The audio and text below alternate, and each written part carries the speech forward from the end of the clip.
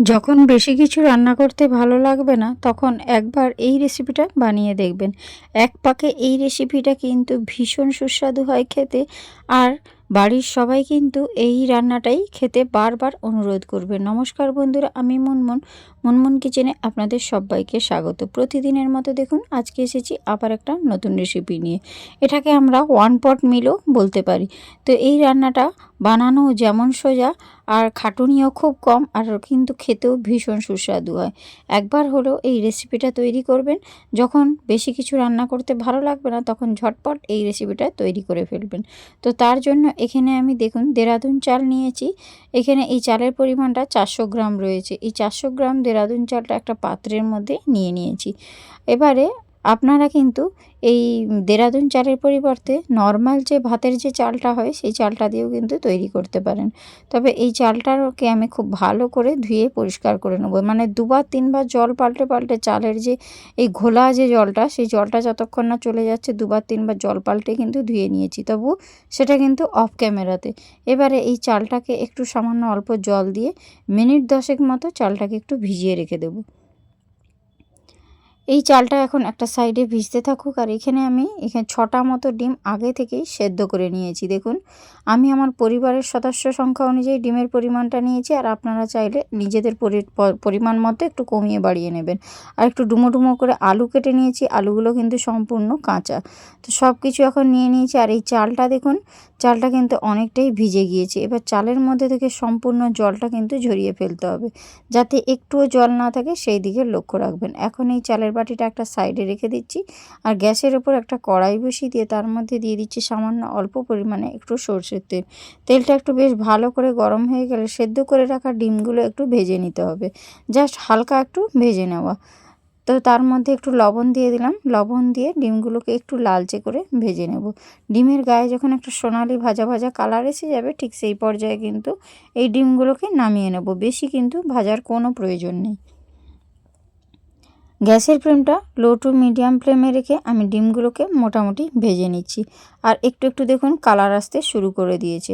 আমি এখানে যে 6টা ডিম নিয়েছি, আপনারাও যে 6টা ডিম নেবেন তেমন নয়। আপনারা আপনাদের পরিবারের সদস্য সংখ্যা অনুযায়ী ডিমের পরিমাণটা বাড়িয়ে বা কমিয়ে নিতে পারেন। তো এখানে দেখুন 6টা মতো ডিম খুব সুন্দর করে একটু লালচে করে ভেজে নিয়েছি। এবারে এই ডিমগুলো সুন্দর একটা কালার এসে গেছে, এর থেকে আর বেশি কিন্তু ভাজার দরকার নেই। এবারে এই কড়াইটাকে আমি নামিয়ে নিচ্ছি গ্যাসের উপর থেকে, দিয়ে একটা সাইডে এখন রেখে দেব। তো দেখুন কড়াইটা আমি নামিয়ে নিচ্ছি। এবারে গ্যাসের উপর একটা ননস্টিক কড়াই বসিয়ে দিয়েছি। এবারে বেশ কিছুটা পরিমাণে ঘি দিয়ে দিচ্ছি, আর ঘিয়ের পরিমাণটা আপনারা নিজেদের মতো করে দেবেন। আমি এখানে অল্প পরিমাণেই ঘিটা দিয়েছি, আর ঘিটার সঙ্গে আরও একটু ঘি দিয়ে দিলাম, কারণ প্রথমে ঘিটা একটু জমাট বাঁধা ছিল, তার জন্য ঘিটা পড়তে চাইছিল না। আর আমি এখানে একটু চামচে করে তুলে এই ঘিটা দিয়ে দিয়েছি। ঘিয়ের পরিবর্তে আপনারা এখানে ঘি আর রিফাইন অয়েল মিশিয়েও নিতে পারেন। এখানে গোটা গরম মশলা হিসাবে নিয়ে নিয়েছি গোটা গোলমরিচ, এলাচ, দারচিনি আর দুটো লবঙ্গ। এবারে সব কিছু দিয়েই কিন্তু ভালো করে একটু ভেজে নিতে হবে। আর দিয়ে দিচ্ছি দুটো তেজপাতা। ফোড়নটা একটু ঘিয়ের মধ্যে নাড়াচাড়া করে ভেজে নেবেন। আর এখানে দেখুন একটু ফোড়নটা ভাজা হয়ে গেলে ভীষণ সুন্দর একটা সুবাস ভেসে আসবে, সেই পর্যায়ে পর্যন্ত কিন্তু একটু ফোড়নটা ভেজে নেবেন। আর এখন দেখুন ফোড়নটা কিন্তু সুন্দর ভাজা হয়ে গিয়েছে, কারণ ফোড়নের মধ্যে থেকে একটা সুন্দর গন্ধ ভেসে আসছে। এখন আমি এর মধ্যে দিয়ে দেবো একটা বড় সাইজের পেঁয়াজ, কিন্তু আগে থেকেই কুচো করে রেখেছিলাম। সেই কোচানো পেঁয়াজটা এখন আমি দিয়ে দিচ্ছি। আবারও আমি বলছি যে আমি এখানে ঘি দিয়েছি পর্যাপ্ত পরিমাণে, তো আপনারা চাইলে এখানে অল্প ঘি দিয়ে এর মধ্যে কিন্তু রিফাইন অয়েল মিশিয়েও রেসিপিটা তৈরি করতে পারেন। তো এখানে দেখুন মোটামুটি আমি কিন্তু পেঁয়াজটা খুব ভালো করে একটু ভেজে নিচ্ছি। পেঁয়াজটা ভাজা হয়ে গেলে দেখবেন পেঁয়াজটা কিন্তু অনেকটা পরিমাণে কমে যাবে। তো এই পর্যায়ে দেখুন পেঁয়াজটা কিন্তু মোটামুটিভাবে খুব সুন্দর ভাজা হয়ে গিয়েছে।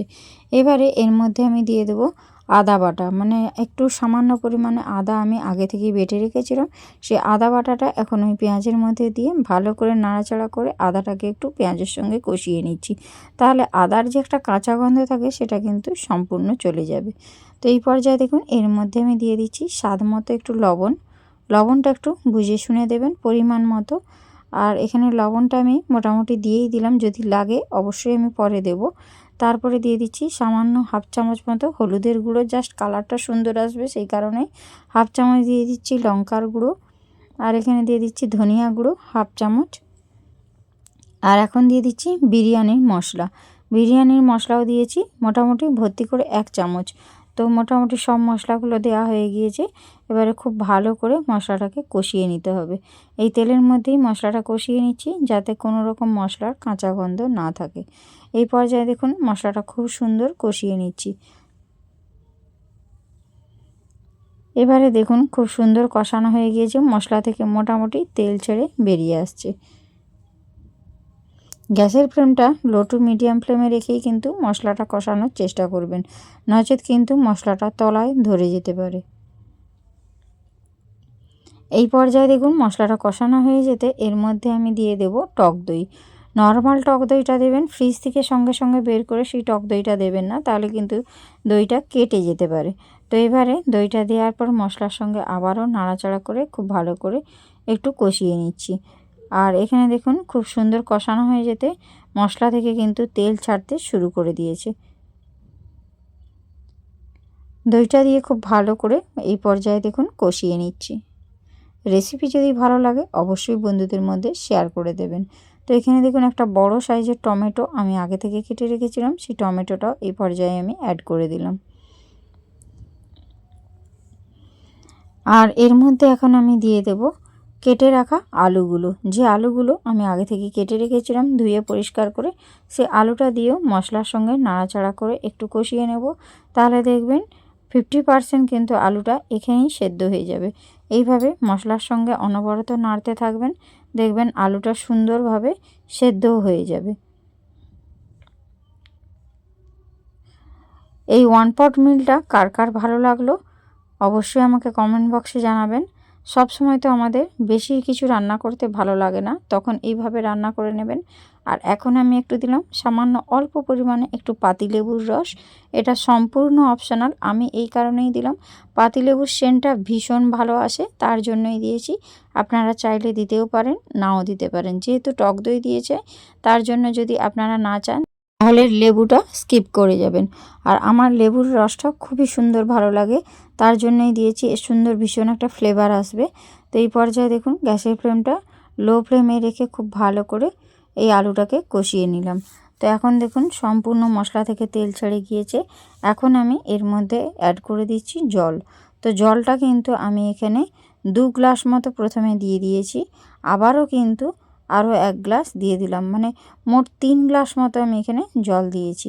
আর চালের পরিমাণটা হচ্ছিল কিন্তু 2 কাপ মতো, আর 2 কাপ চালের জন্য আমি এখানে 3 কাপ জল অ্যাড করলাম। তো জলটাকে দিয়ে ভালো করে নাড়াচাড়া করে নিলাম। এবারে যে চালটা আমি ধুয়ে রেখেছিলাম সেই চালটা এখন সম্পূর্ণটাই এই জলের মধ্যে দিয়ে দিচ্ছি।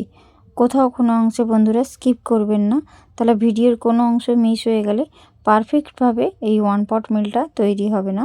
তার জন্যই পুরোটা দেখার অনুরোধ রইল।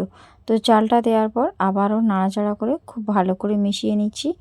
আর এটা কোনো রকম ঝামেলা নেই বন্ধুরা, বাড়িতে থাকা উপকরণ দিয়ে কিন্তু ঝটপটভাবে তৈরি হয়ে যাবে। আপনারা একবার বানিয়ে তো দেখুন, তারপরে আমাকে কমেন্ট বক্সে কমেন্ট করবেন। তো মোটামুটি নাড়াচাড়া করে এখন মিশিয়ে নিয়েছি। এবারে দেখুন এই জলটা কিন্তু ফুটতে শুরু করবে। তো তার আগে আমি কিন্তু 3টে মতো কাঁচা লঙ্কা এর মধ্যে দিয়ে দিলাম। আর কাঁচা লঙ্কাটা দেওয়ার পর আবারও একটু নাড়াচাড়া করে নিচ্ছি। এবারে এটাকে আমি ঢাকনা দিয়ে দেব। ঢাকনা দিয়ে রান্না করে নেব 10 থেকে 12 মিনিট মতো। 10 থেকে 12 মিনিট পরই আমি আপনাদের কাছে ফিরে আসব। তো এখন দেখুন ঢাকনা লাগিয়ে মোটামুটি আমি রান্নাটা করে নিয়েছিলাম।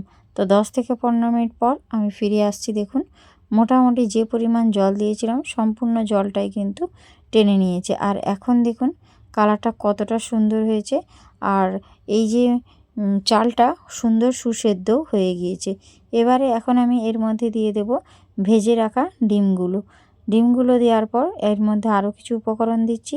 দিয়ে দিচ্ছি ফ্রেশ ধনেপাতার কুচো, আর দিয়ে দেব 1 চামচ মতো ঘি। এখন কিন্তু গ্যাসের ফ্লেমটা একদম মিডিয়াম ফ্লেমে রেখেছি। সামান্য একটু গরম মশলার গুঁড়ো, আর দিয়ে দিচ্ছি সামান্য অল্প পরিমাণে একটু চিনি। যেহেতু টক দই দেওয়া আছে চিনিটা দিলাম।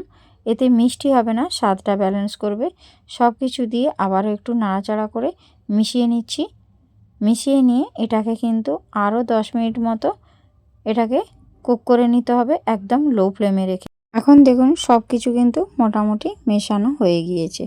আর দেখুন একদম ঝরঝরেভাবে হয়েছে, একটার গায়ে কিন্তু একটা একদম জড়িয়ে যায়নি। ভীষণ সুন্দর হয় খেতে। আর এটাকে আমি ঢাকনা দিয়ে 10 মিনিট একটু কুক করে নিয়েছিলাম। আর এখন আমি গ্যাসের ফ্লেমটা টোটালি বন্ধ করে দিয়েছি। এবার দেখুন আমি একটু আপনাদেরকে তুলে দেখানোর চেষ্টা করছি। দেখুন একদম কিন্তু চালটা ঝরঝরে রয়েছে। এটা কিন্তু একদম ঘাঁটাও হয়ে যায়নি আর ভেঙেও যায়নি। দেখুন আপনাদেরকে তুলে তুলে আমি দেখানোর চেষ্টা করছি। আর আলুটাও কিন্তু সুন্দর সেদ্ধ হয়েছে, সেটাও আমি আপনাদেরকে অবশ্যই পরে দেখিয়ে দেব।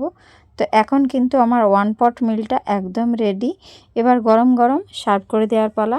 আমি একটা প্লেটের মধ্যে গরম গরম সার্ভ করছি। দেখুন দেখতে কতটা সুন্দর হয়েছে।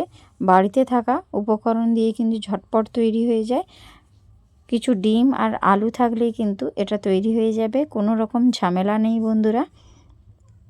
তো এখন দেখুন একটা প্লেটে সাজিয়েছি, দেখতে ভীষণ সুন্দর হয়েছে। দেখুন কতটা লোভনীয় হয়েছে, খেতেও ভীষণ সুন্দর হয়েছে। আর দেখুন একদম ঝরঝরে হয়েছে, একটার গায়ে কিন্তু একটা একদম জড়িয়ে যাচ্ছে না।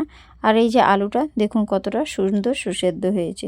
তো আজকের আমার এই 1 পট মিল রেসিপিটা কার কার ভালো লাগলো অবশ্যই কমেন্ট বক্সে কমেন্ট করবেন। তো আজকের ভিডিওটা আমি এখানেই শেষ করব। দেখা হচ্ছে নেক্সট রেসিপির সঙ্গে। তো আপনারা সুস্থ থাকবেন, ভালো থাকবেন। তো আপনাদের সুন্দর সুন্দর কমেন্টের অপেক্ষায় আমি থাকব। আশা করছি আপনারা আমার পাশে থাকবেন। আর রেসিপি যদি ভালো লাগে বন্ধুদের মধ্যে অবশ্যই শেয়ার করে দেবেন। আর আপনারা আগে বাড়িতে বানাবেন, তারপর আমাকে কমেন্ট বক্সে কমেন্ট করবেন। আর আপনাদের কীরকম রেসিপি পছন্দ সেটাও আমাকে জানাতে ভুলবেন না। তো আজকের মতো আমি ভিডিওটা এখানেই শেষ করব। দেখা হচ্ছে নেক্সট রেসিপির সঙ্গে। তো আজ আসি, টাটা, বাই বাই।